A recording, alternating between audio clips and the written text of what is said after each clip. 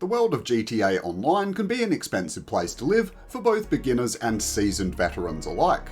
Packed full of fancy cars as fast as they are overpriced, excessively flashy businesses run by drug-fueled lunatics, and notable other attractions. In this solo money guide, I'll be showing you a super efficient and reliable routine guaranteed to make you a minimum of $1 million per hour.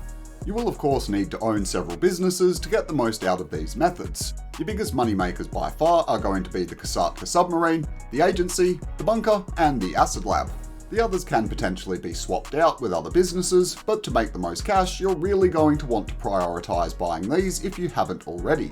This is going to exhibit my personal 5-hour grind cycle, involving a couple of Cayo Perico heists and a bunch of other money-making methods to fill the time in between. The first thing we'll need to do is resupply a few businesses to make sure that they're all topped up and cranking out some passive income while we're making money elsewhere.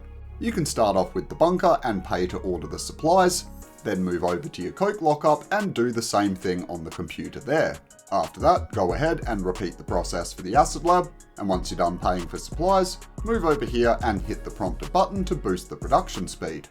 Make your way to your nightclub and clear out any money, before going ahead and maxing your popularity level to ensure it keeps filling up the safe while we do heists and the other missions. You can quickly increase your popularity by either ejecting a troublesome patron that pops up with a blue dot on your map and simply requires you to hit the prompted button before this little cutscene kicks in and does all the hard work for you.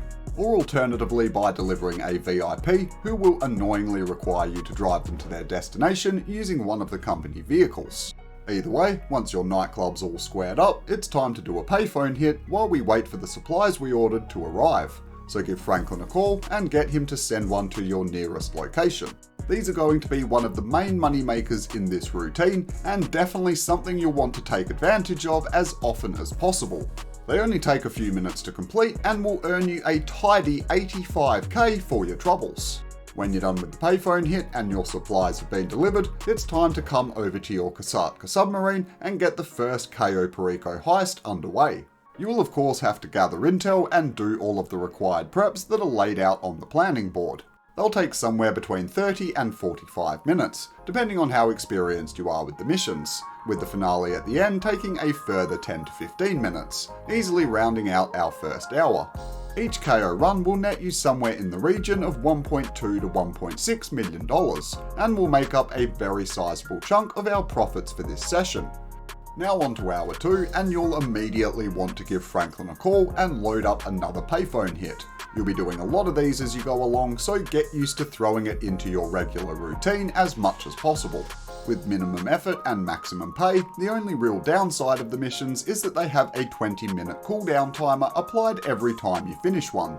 The easiest way to keep track is just call Franklin and hover over payphone hits, where if it's greyed out and unavailable, you'll be told exactly how long you have to wait until you can do another one. I can't overstate enough that these are one of the best earners in the entire game. You do not want to forget about them. Make sure that you stay on top of your cooldown timer and crank out as many as you possibly can in between the other methods that I'm going to be showing in this video. Now just come over to your nightclub again and do the same thing that you did before and collect any money that you find in the safe and top up your popularity by ejecting a patron highlighted on your minimap. The nightclub safe will give you 50k every 48 minutes, and it has a maximum capacity of 250k, so you don't necessarily have to collect the money every single time. But your passive income will start to go down after 2 deposits, so be sure to stop in at least once every 1.5 hours to maximise your money.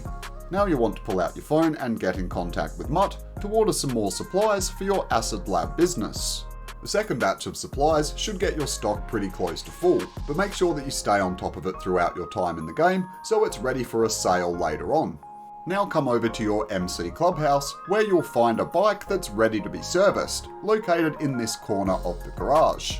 As long as you've got the mod shop upgrade for your MC Clubhouse, this bike will spawn roughly once every in-game day, and will earn you a total of 50k once you've deducted the fixed costs of the modifications.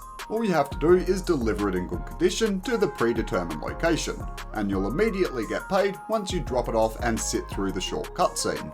The next one is very similar to bike servicing and can be accessed by talking to the assistant located at your CEO office. It's called Export Mixed Goods, and once selected, it will instruct you to collect a truck filled with items sourced by Lupe to then be delivered to the docks marked on your map. You may or may not get attacked by enemies along the way, but even if you do, it's pretty easy to stay one step ahead of them, and as long as you drive quickly, you shouldn't need to engage with them whatsoever. Upon arrival, you'll get rewarded with 50k the moment you hit the yellow marker, and any enemies that might have tailed you there will immediately disappear. Now, I won't keep reminding you about payphone hits every single time, but by this point you're probably about due for another one, and there's a designated mission phone located just around the corner from where you just dropped the mixed goods. It's a really good opportunity to get another one done without having to travel anywhere, and since we're at the bottom of the map, and you have to go north one way or another, well, you may as well get paid for doing it. The last delivery mission can be found at your bunker, where just like the other ones, you can find a collection of supplies available to be delivered roughly once every in-game day. Same deal as before, just drive the truck from point A to point B. It can be any number of ammunition stores located around the map, and it's just luck of the draw as to which one you get. Then bango, another 50k to add to your total, simple as that. The delivery missions might not keep you on the edge of your seat, but they're a super easy and reliable method of making money on a regular basis. On to hour 4 now, and we're getting pretty close to doing our second Cayo Perico heist. But before we do that, the first half hour is going to be dedicated to sale missions. Starting over at your coke lockup, which should have already finished working through the supplies that you bought earlier. One full rack of supplies should give you somewhere between 1.5 and 2 bars of product. The best option by far is selling at 1.5 bars, as it 100% guarantees that you only get one vehicle to deliver, which is a hell of a lot easier when playing solo. The sale missions are bland, boring, and one of the most monotonous things in the game, but the coke lockup is still one of the best passive earners available, and with only one vehicle to deliver, it shouldn't take you more than 10 minutes.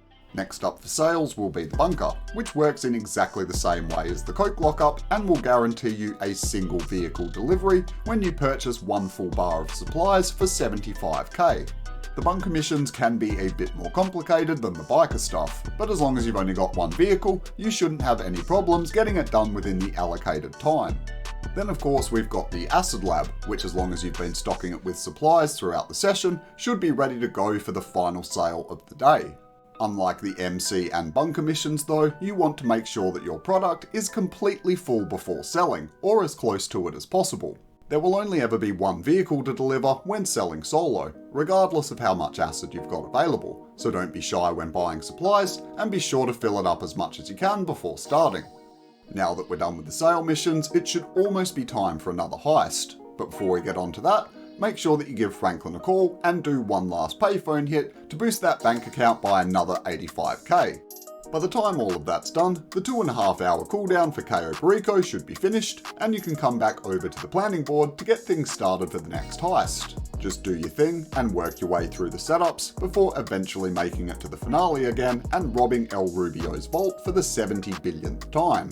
This will net a further $1.2 to $1.6 million, and with the whole thing taking a little less than an hour to complete, should leave us with about 30 minutes to make a bit more cash before we wrap up this epic 5-hour money grind.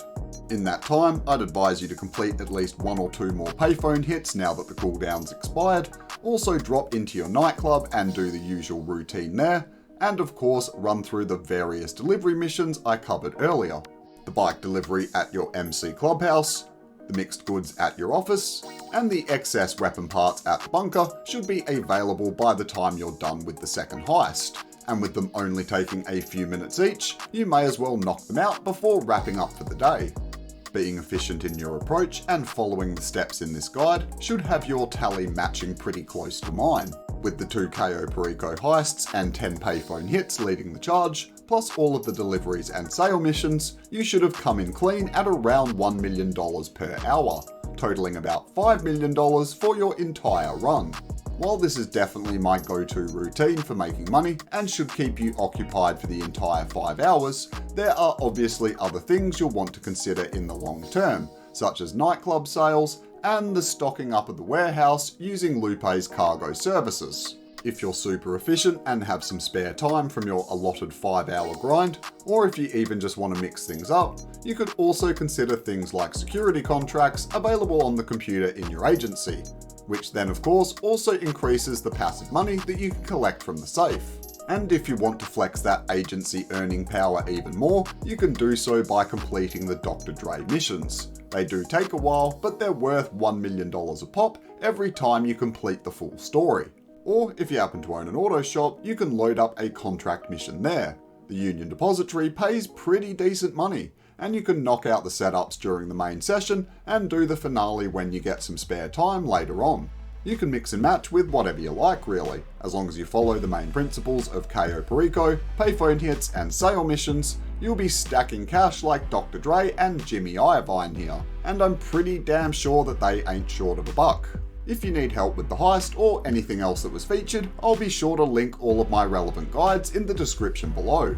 If you found this video useful though, a like really does go a long way, and be sure to consider subscribing for some more top-notch GTA Online content. But until we meet again, you bunch of legends, I am Red Nitrate, and I'll catch you on the next one.